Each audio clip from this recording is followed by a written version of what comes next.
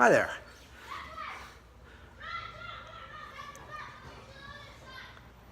Yeah, this is Everest Hall at Everest DIY. Thank you so much for joining me today. I'm in my painting studio, and I'm working on a painting of a tulip. I grew this freaking tulip. I grew it from a bulb and put it in my yard, and it grew, and it made a flower, and now I'm making a painting of the flower, and I think that's really great. Now, as I'm, painting and doing my thing and working, my brain drifts off. I listen to audio tapes. Audio tapes is something that happens to men of a certain age.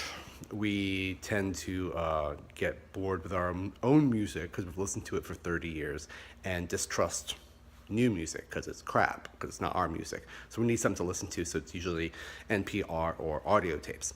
I've become completely and totally and utterly obsessed with Atlantis, ideas of Atlantis, blogs about Atlantis, theories of Atlantis, everything about Atlantis. And I'm going to be talking a lot about Atlantis. I don't know why I've held off so much.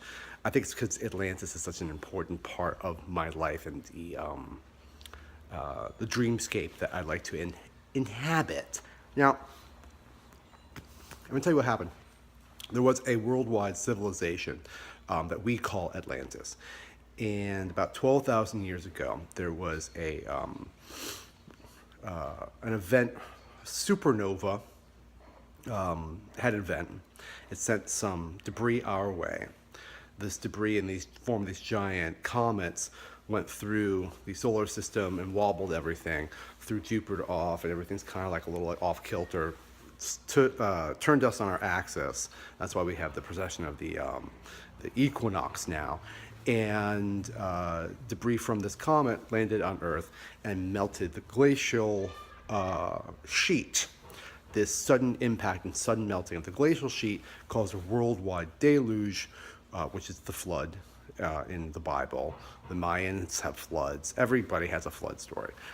And wiped out. It was a worldwide cataclysm.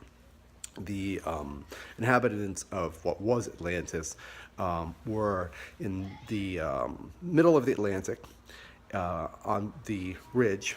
There was less water because there's more ice. Now there's more water because there's less ice. So that whole area got flooded. But the reasons why there's pyramids in China and pyramids in Mexico and pyramids in Egypt, and there's a damn pyramid in Bosnia, is because it was a network, a system of trading posts from a worldwide culture.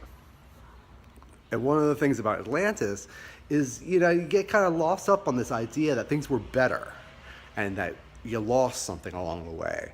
And I'm just really intrigued and a little bit obsessed with this idea that my reality is based on misinformation and all truth is subjective, and the history of humanity is really the history of humanity, and that the past is history belongs to the winners. So sometimes someone who writes a really good textbook and everyone else just talks about this, copies it, that becomes true. It's not necessarily really true. What's really true, you don't know. The history of Atlantis and the pyramids. It's fascinating. So thank you so much for subscribing, sharing. Enjoy. I hope you have a lovely day. Goodbye.